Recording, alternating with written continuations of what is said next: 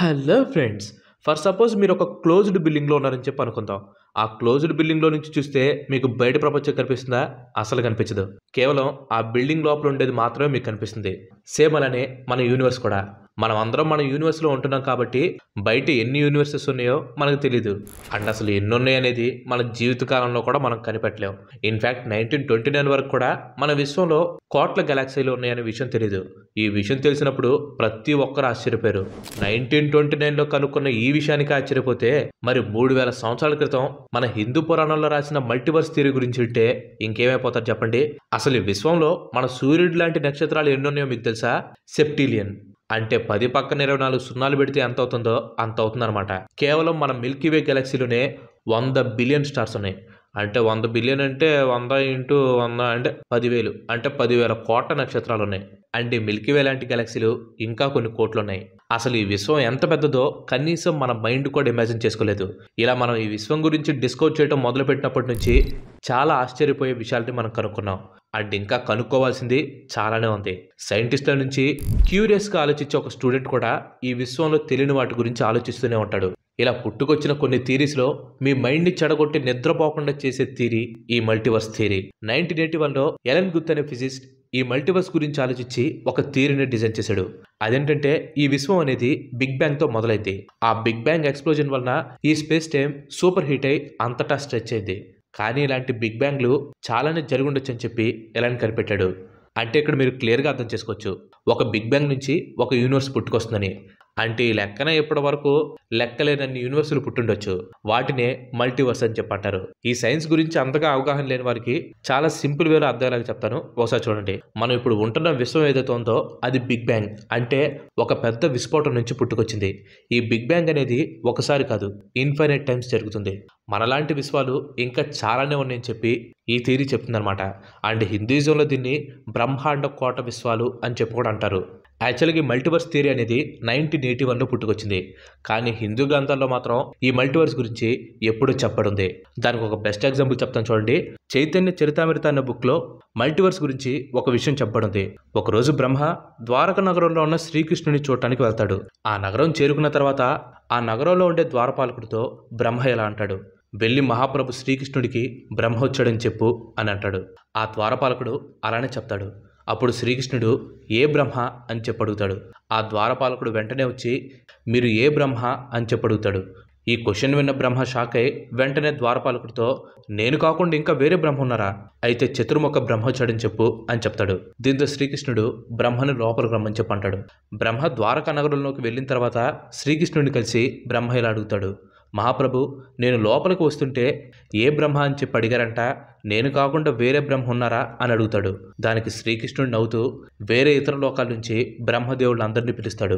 అందరూ వచ్చి శ్రీకృష్ణుడికి ప్రణామాలు చెప్తారు. ఆ వచ్చిన బ్రహ్మల్లో ఒక తలున్న బ్రహ్మ ఉంటారు, 10 తలలున్న బ్రహ్మ ఉంటారు, 1000 తలలున్న బ్రహ్మ ఉంటారు, 1,00,000 తలలున్న బ్రహ్మ ఉంటారు, అలాగే 1,00,00,000 తలలున్న బ్రహ్మ కూడా ఉంటాడు.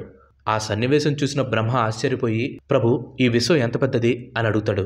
అప్పుడు శ్రీకృష్ణుడు బ్రహ్మ ఈ సృష్టిలో అనేక లోకాలున్నాయి, వాటన్నిటిలోకి నీ లోకమే చిన్నది అని చెప్తాడు. ఈ రిఫరెన్స్తో హిందూయిజంలో మల్టీవర్స్ థియరీ గురించి 3000 సంవత్సరాల క్రితమే ఎక్స్ప్లెయిన్ చేశారు. మనం రీసెంట్గా మోడర్న్ సైన్స్లో అనుకుంటున్న మల్టీవర్స్ థియరీ హిందూయిజంలో రిఫ్లెక్ట్ అవటం విశేషం. అంటే విశ్వంలో ఎన్నో యూనివర్స్లు ఉంటాయి. ఒక విశ్వంలో జరిగేది మరొక విశ్వంలో కూడా జరుగుతుందని 3000 సంవత్సరాల క్రితమే అసలు ఎటువంటి సైన్స్ నాలెడ్జ్ లేని టైంలోనే హిందూ పురాణాల్లో ఈ మల్టీవర్స్ థియరీ గురించి చెప్పబడింది. ఫర్ సపోజ్ జస్ట్ ఎగ్జాంపుల్ చెప్తున్నాను, బట్ దీన్ని వేరుగా తీసుకోకండి.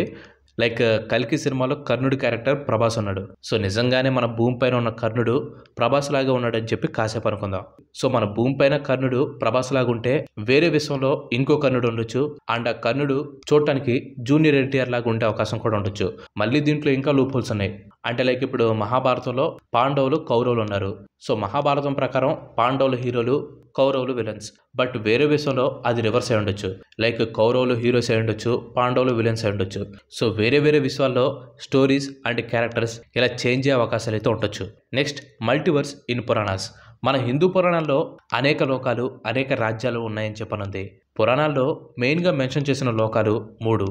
ఒకటి స్వర్గలోకం, ఇంకోటి భూలోకం, మరొకటి పాతాళ లోకం. ఇవి 3 కాకుండా మరో 14 లోకాలు కూడా మెన్షన్ చేశారు. అవే సత్యలోక లేదా బ్రహ్మలోక, తపలోక, జనలోక, మహర్లోక, స్వర్లోక లేదా స్వర్గలోక లేదా ఇంద్రలోక, భువర్లోక, భూలోక, అతలలోక, వితలలోక, సుతలలోక, తలతలలోక, మహతలలోక, రసతలలోక అండ్ పాతాళలోక. ఈ 14 లోకాలకి వేరే వేరే క్యారెక్టరిస్టిక్స్ ఉన్నట్టు పురాణాల్లో మెన్షన్ చేస్తుంది. ఈ 14 లోకాలు కూడా వాటికున్న వాల్యూని బట్టి వాటిని అరేంజ్ చేయడం జరిగింది. ఒక జీవరాశి కర్మను బట్టి, ఆత్మ బలాన్ని బట్టి జీవరాశులు ఒక లోకం నుంచి మరో లోకానికి ట్రావెల్ అవుతూ ఉంటాయని చెప్పి దీంట్లో రాయడం జరిగింది. అద్వైత వేదాంత లాంటి హిందూ ఫిలాసఫీ స్కూల్స్లో కూడా అనేక లోకాలు ఉన్నట్లు లిఖించారు. అంతేకాదు ఈ లోకాలన్నీ కూడా ఇంటర్ కనెక్ట్ అయి ఉంటాయని చెప్పి కూడా దాంట్లో మెన్షన్ చేశారు. Next, multiverse in shlokas. ఈ యూనివర్స్ కాన్సెప్ట్ని శ్లోకాల్లో కూడా మెన్షన్ చేశారు. శ్రీమద్ భాగవతం లేదా భగవత్ పురాణంలోని 6, 16, 37 శ్లోకంలో ప్రతి విశ్వం కూడా 7 లేయర్స్తో చేయబడుతుందని చెప్పుంది. అవి భూమి, నీరు, నిప్పు, గాలి, శక్తి మరియు అహం అని చెప్పి కూడా ఉంది. అండ్ ప్రతి విశ్వం కూడా మరొక దాంతో పోలిస్తే 10 సార్లు పెద్దగా ఉంటుందని అండ్ అలాంటివి అనేక విశ్వాలు ఉంటాయని కూడా మెన్షన్ చేశారు. శ్రీమద్ భాగవతం బుక్ 3 చాప్టర్ 11:41 శ్లోకంలో అనేక లోకాలన్నీ కలిపి ఒక ముద్దగా కలిసి ఉంటాయని చెప్పుంది. అంటే ఒక ముద్దలాగంటే యాటమ్స్ లాగా కలిసి ఉంటాయి అని అర్థం. గర్గ సంహిత బుక్ 1 2nd చాప్టర్ 20th శ్లోకంలో మీకు ఒక విశ్వం గురించి మాత్రమే తెలుసు, కానీ జీవరాశులన్నీ వేరే వేరే లోకంలో ఉంటాయని చెప్పి మెన్షన్ చేసింది. యోగ వశిష్ఠ బుక్ 3 చాప్టర్ 30 34 శ్లోకంలో ఈ అనంతమైన విశ్వంలో అనేక లోకాలు గాల్లో తేలుతూ తిరుగుతూ ఉంటాయని చెప్పి మెన్షన్ చేశారు. ఇలా ఈ విధంగా చాలా చోట్ల మన హిందూ పురాణంలో అనేక శ్లోకాలు మల్టీవర్సుల గురించి మెన్షన్ చేశారు. ఇంత అడ్వాన్స్డ్ సైన్స్ అండ్ టెక్నాలజీ వాడుతున్నా మనం ఈ మల్టీవర్స్ గురించి ఆలోచించి అర్థం చేసుకోవడమే కష్టమైపోతుంది. సుమారు 3000 సంవత్సరాల క్రితం హిందూ నాగరికతలో ఎలా ఆలోచించి రాశారనేది నిజంగా ఆశ్చర్యం కలిగించే క్వశ్చన్. ఇంకో ఆశ్చర్యపోయే విషయం ఏంటంటే పురాణాల్లో కేవలం మల్టీవర్స్ గురించి మెన్షన్ చేయడం కాదు, మన భూమి గుండ్రంగా ఉంటుందని చెప్పి మనం కనిపెట్టి 700 సంవత్సరాలు అవుతుంది. కానీ హిందూ పురాణాల్లో భూమి గురించి చెప్తూ భూగోళం అని చెప్పి మెన్షన్ చేశారు. అంటే భూమి గుండ్రంగా ఉంటుందని చెప్పేసి హిందూ పురాణాల్లో సైన్స్ కంటే ముందే చెప్పబడున్నాయి. అలాగే చంద్రమండలం అంటే చంద్రుడు, భూమండలం అంటే భూమి చుట్టూ తిరుగుతుందని చెప్పి మెన్షన్ చేశారు. సైన్స్ కంటే ముందు చంద్రుడు భూమి చుట్టూ తిరుగుతుందని చెప్పి మెన్షన్ చేశారు. ఈ చంద్రమండలం, భూమండలం కలిసి సూర్యమండలం చుట్టూ తిరుగుతుందని చెప్పి మెన్షన్ చేశారు. భూమి, చంద్రుడు స్పేస్లో అలా ఫిక్స్ అయి ఉండరు, సూర్యుడు చుట్టూ తిరుగుతారని చెప్పి కూడా మెన్షన్ చేశారు. ఆఖరికి సూర్యుడు కూడా స్టేషనరీ కాదని చెప్పి మెన్షన్ చేశారు. సో ఇప్పుడు మనం సైన్స్ ప్రకారం చూసుకుంటే సూర్యుడు మిల్కీవే సెంటర్ చుట్టూ తిరుగుతూ ఉంటాడు. సో ఇలా సైన్స్ కంటే ముందే హిందూ పురాణాల్లో భూమి, చంద్రుడు, సూర్యుడు యొక్క డైనమిక్స్ గురించి నీట్గా ఎక్స్ప్లెయిన్ చేయబడ్డాయి. అసలు ఇదంతా ఎలా పాసిబుల్ అని చెప్పి మీలో చాలా మందికి డౌట్ వచ్చి ఉంటుంది. లేదా ఒకప్పుడు నిజంగానే మనకంటే తెలివైన వాళ్ళు ఉండేవారా, మనకంటే అడ్వాన్స్డ్ నాగరికత ఉన్న వాళ్ళు భూమి మీద నివసించేవారా, ఇవన్నీ కూడా కొన్ని కారణాల వలన కనుమరుగైపోయాయని చెప్పి మీలో చాలా మందికి డౌట్ వచ్చే ఉంటుంది. ఎలన్ గత్ చెప్పిన థియరీ ప్రకారం కూడా ఈ మల్టీవర్స్ ఉండే అవకాశం అయితే ఉంది. కాకపోతే అది బబుల్ యూనివర్స్. అంటే ఒక బబుల్ నుంచి ఒక విశ్వం పుట్టుకొని వస్తుంది. అట్లాంటి బబుల్స్ చాలా చాలా ఉంటాయని కూడా తను చెప్పడం జరిగింది. దీన్ని ఇంకా క్లియర్గా అర్థం చేసుకోవాలంటే సపోజ్ మీ బాడీలో ఉండే ఆటమ్స్ని అబ్జర్వ్ చేస్తే మీ శరీరంలో ఉండే ఆటమ్స్ ఒక పర్టికులర్ వేలో అరేంజ్ అయి ఉంటాయి. సో అలా పర్టికులర్ వేలో అరేంజ్ అయి ఉంది కాబట్టి అది మీరు. అదే వేరే పర్సన్ యొక్క శరీరంలో చూసుకుంటే తనకి మీకు ఆటమ్స్ సేమ్ ఉంటాయి, కానీ వాటి అరేంజ్మెంట్ డిఫరెంట్గా ఉంటుంది. అందుకనే ఈ ప్రపంచంలో ఏ ఒక్కరు కూడా సేమ్గా ఉండరు, అందరూ యూనిక్గా ఉంటారు. సేమ్ ఇదే వేలో మన యూనివర్స్ కూడా తయారై ఉండే ఛాన్స్ ఉంది. సేమ్ ఇదే పాయింట్ ఆఫ్ వ్యూలో హిందూ పురాణాల్లో కూడా రాసింది. హిందూ పురాణాల ప్రకారం ఈ విశ్వం యొక్క సృష్టికి కారణం విష్ణువు. మహాభారతంలో కృష్ణుడు భగవద్గీతను బోధించేటప్పుడు తనకుండే విరాట పర్వాన్ని చూపిస్తాడు. అందులో సమస్త రూపాలని చూపిస్తాడు. ఈ విధంగా విశ్వం మొత్తం తానే అని చూపిస్తాడు. అండ్ భాగవతంలో విష్ణువే ఈ విశ్వం అని చెప్తుంది. అది ఎలా అంటే అనేక సంవత్సరాల క్రితం ఆకాశంలో విష్ణువు అనంత శేషం మీద పడుకొని సేద తీర్చుకుంటూ ఉంటాడు. ఆ సమయంలో విష్ణువు ఆవలించినప్పుడు తన నోటి నుంచి వేల కొద్ది విశ్వాలు పుట్టుకొస్తాయి. అవన్నీ కూడా నీటి బుడకలాగుంటాయి. ఈ బబుల్స్ రూపంలో ఉన్న విశ్వాలన్నీ స్పేస్లో తేలుతూ ఉంటాయి. విష్ణువు ఈ ప్రతి విశ్వంలోకి వెళ్ళి వాటిని నీళ్లతో నింపి అక్కడ సేద తీర్చుకునేవాడు. తను ప్రతి విశ్వంలో సేద తీర్చుకునే టైంలో తన బొడ్డు నుంచి ఒక కమల పువ్వు అనేది బయటకు వచ్చేది.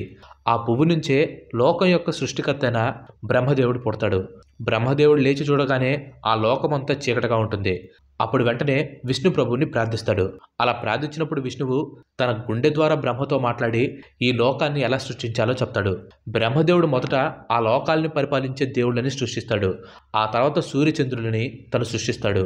ఆ తర్వాత నక్షత్రాలను సృష్టించి దాని తర్వాత గ్రహాలను సృష్టించి సూర్యుడి చుట్టూ అవి తిరిగేలాగా చేస్తాడు. ఆ తర్వాత భూమి మీద ఇతర దేవుళ్ళైన వాయువు, అగ్ని, అలాగే వరుణ దేవుళ్ళని తను సృష్టిస్తాడు. వీళ్ళని క్రియేట్ చేశాక దేవుళ్ళని, దేవతలని మరియు ఈ భూమి మీద నివసించే జీవరాశుల్ని బ్రహ్మ సృష్టిస్తాడు. ఇలా ప్రతి లోకంలో విష్ణువు నుంచి వచ్చే బ్రహ్మ సహాయంతో అన్ని లోకాల్లో ఈ విధంగా ఈ మల్టీవర్స్ అనేది పుట్టుకొచ్చిందని చెప్పి హిందూ పురాణాల్లో చెప్పడుంది. కార్ల్ సాగన్ లాంటి ఫేమస్ సైంటిస్టులు కూడా మన హిందూ పురాణాల్లో ఉన్న కాస్మాలజీ గురించి, ఈ ప్రపంచం గురించి, ఈ యూనివర్స్ గురించి క్లోజ్గా ఊహించి కరెక్ట్ వేలో రాసిన రిలీజన్లో హిందూయిజం కూడా ఒకటని చెప్పి ఆయన మెన్షన్ చేయడం జరిగింది. సో దీన్ని బట్టి హిందూయిజంకి ఈ మల్టీవర్స్ థియరీకి ఉన్న కనెక్షన్ ఎంత ఇంపార్టెంటో మనం అర్థం చేసుకోవచ్చు. సో సైన్స్ కూడా పూర్తిగా ఎక్స్ప్లెయిన్ చేయని ఈ మల్టీవర్స్ గురించి మన హిందూ పురాణాల్లో 3000 సంవత్సరాల క్రితమే ఇలా మెన్షన్ చేయడానికి గల కారణం ఏంటో కింద కామెంట్స్లో మీరు ఊహించి చెప్పండి. Thanks for watching. ఈ వీడియో కనుక మీకు నచ్చినట్లయితే లైక్ చేయండి, షేర్ చేయండి. అండ్ అలాగే మన నెక్స్ట్ ఎపిసోడ్ మిస్ కావద్దు అనుకుంటే మన ఛానల్కి తప్పకుండా సబ్స్క్రైబ్ అవ్వండి. ఇంకో మంచి ఎపిసోడ్ మళ్ళీ కలుద్దాం. Till then bye bye. Have next day.